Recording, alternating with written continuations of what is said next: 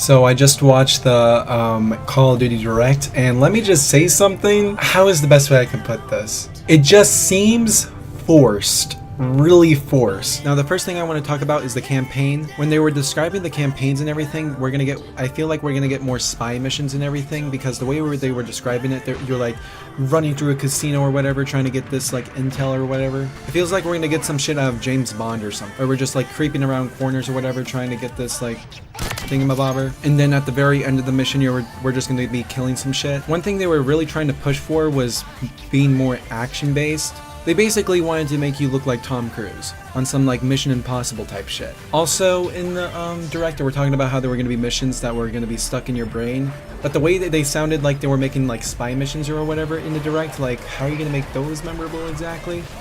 The only spy mission I remember from Call of Duty was when you was in Black Ops 2, where you were like in this like party in this like little like remote island or whatever, I forgot. Or no, when you were flying or in that little cape or whatever. But one thing I really love though is that they're giving us multiple options how to finish a mission, not just like multiple endings like how they did in Black Ops 2, but multiple like endings for each mission. Like you can complete a different mission differently. That's what I thought was pretty cool. So you can watch like different gameplays of all the campaigns and you will all be completely different. And the last thing I want to talk about, this is a direct sequel to Black Ops 2.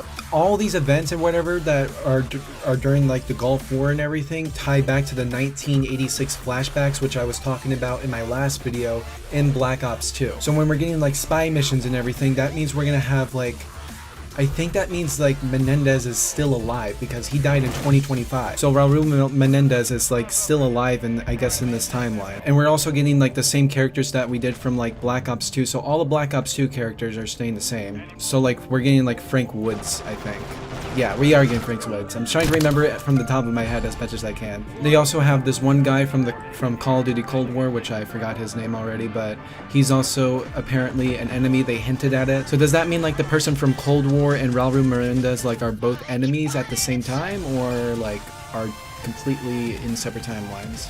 I'm probably gonna give spoilers, but was that before or after her Menendez like daughter got killed or whatever, or taken by like that coup? If you guys don't know, in Call of Duty Black Ops 2, the reason why Menendez went like rogue, actually that's another iconic mission, is where Menendez is like so like spiked up where he just goes on a complete killing spree just to find his daughter, because they throw a grenade in like his house or whatever. But I don't know whether that was during the 60s or during the 80s. It's all very confusing. I'm trying to remember the timeline as best as I can. I haven't kept up with the campaigns, as like I said. But from my understanding, from what we know now, is that this is taking place during the Gulf War in the 90s, but ties back to the 1986 Black Ops 2 timeline. We're having that one character who might be an enemy or an ally from Call of Duty Cold War. We're gonna get a bunch of spy missions, but also a bunch of action-packed missions. The character that they confirmed that is coming back is Frank Woods, and a bunch of other characters that I have no idea who the names are. I think there were 3 of them. 2 men and 1 lady. And for every mission that you play, you can get a different ending, which I think is the coolest part. Also, apparently they added something called a safe house, which I have no idea what that is. That was something in Call of Duty Cold War, which like I said, I have not played. And they showed some technical thing that where it shows like the actors like performing the shit and everything. They've shown that shit so many times. I remember they showed something similar to that like in Black Ops 1, I think, where they're playing like the Russian roulette game. And for multiplayer, they're finally revealing 14 new maps, where it's not just, you know, like recycled maps from previous Call of Duty games. We're actually getting 14 new maps, thank God. Also, I have this preloaded on my computer where it shows about like the button, like they track what buttons you use while you're playing or whatever, where it's called intelligent movement, where they just track your buttons and I guess reduce how much buttons you can press. I have no fucking idea. They're really focusing on customizability, basically, because I'm looking at it right now and it's basically a bunch of assists that can help you while doing stuff. Another thing that they added was the HUD thing, which I don't know how much I'm going to use that, the customizable HUD. But this is a very player focused game. Like they really want you to customize the shit out of everything that you're doing. Speaking about like, you know, what players want and everything and having customizability, theater mode, it's coming back. That is something that I've wanted back in Call of Duty for a very, very long time. Now, if you guys don't know what theater mode is, theater mode was something back in the old Call of Duty days where you would basically, it would record one of your, it would record one of your games, and you would basically have a free moving camera, and it would make for some great ass looking montages back in the day. There's a very famous video on Black Ops 1 where it shows like a person who throws a grenade. It goes down like a, fuck, what is it called? A little chimney. It goes out the fireplace and it hits a dude on, I think it was Nuketown. People wouldn't believe that shit if it wasn't for theater mode.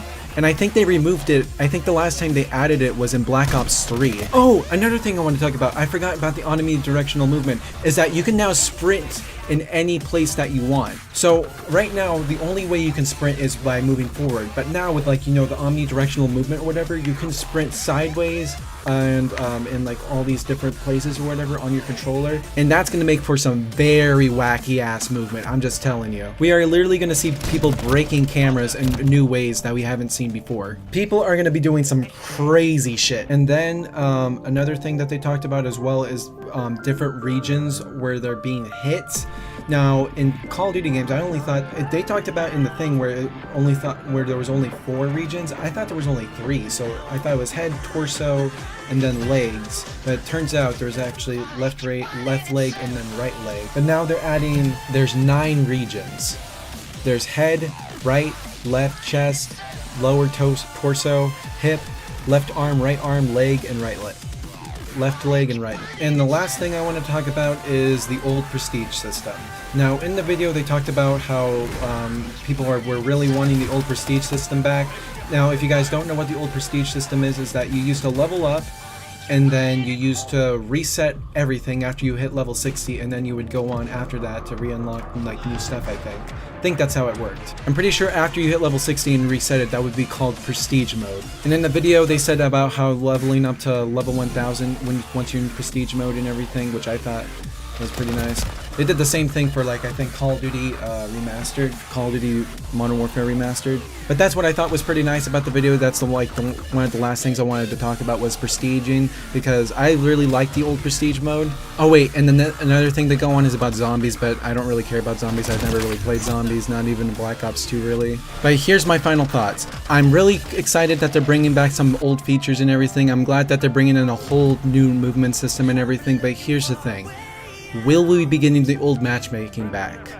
Skill-based matchmaking is literally one of the only things that is holding Call of Duty down. We keep on emphasizing in the community that we do not want skill-based matchmaking. We purely just want connection-based or round-based matchmaking. So please, Call of Duty, either lessen the skill-based matchmaking or don't give us matchmaking whatsoever. Other than that, Call of Duty Black Ops 6 looks absolutely amazing. This might just be propaganda, and they're saying that it looks better than it is, but so far, what they're saying right now looks absolutely fucking amazing. And I'm hoping that Treyarch, you know, revives this game, but at the end of the day, I keep on saying this in my head, is that we have to keep an open mind in that this might be a piece of shit. I can think of a bunch of ways of how omnidirectional movement can ruin this game. And also, please, just make it easier for us to unlock attachments, please. I don't want to keep on, like, having 50 days of just me trying to grind for one attachment. But yeah, I really like the way that Call of Duty Black Ops 6 is looking right now, but please, just Call of Duty, please, just be good. Just be good. Anyway, guys, see you guys later. Bye.